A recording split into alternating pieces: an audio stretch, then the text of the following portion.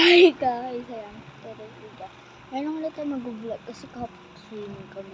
And then namumula ako for today's kaya sakit pa. So yun, for today's video, kakain tayo ng bread pan. Ayan guys, so bread pan.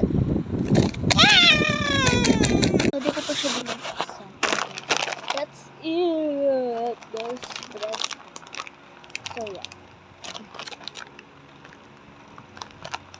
Bumili kasi kami ngayon kasi si Joa. So gugupitin natin ito.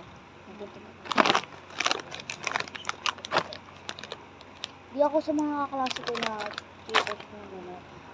Pwede naman ito. Okay lang. Ayaw, kailangan talaga is yung something, ano ba yun? Yung lapis. Yun. Di ko alam kung sino yung nagpa-uso nun.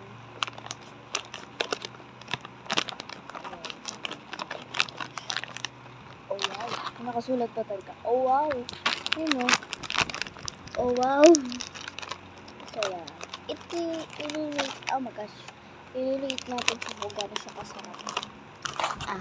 So yan. This one. Ganito yung itsura niya. Yung may magka-green. Yung parang ano siya. Yung malunggay. Yan siya guys. So, yan.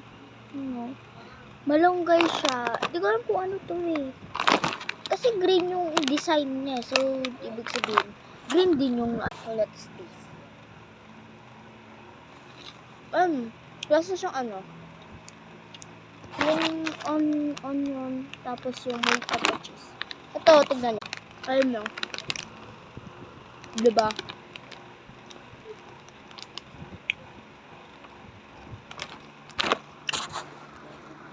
Baka ganyan yung sab.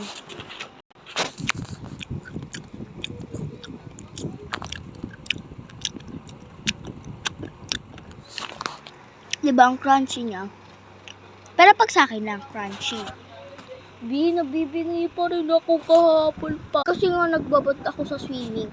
Alam niyo kung anong oras kami nakadating. 5:10. Grabe, ayun o.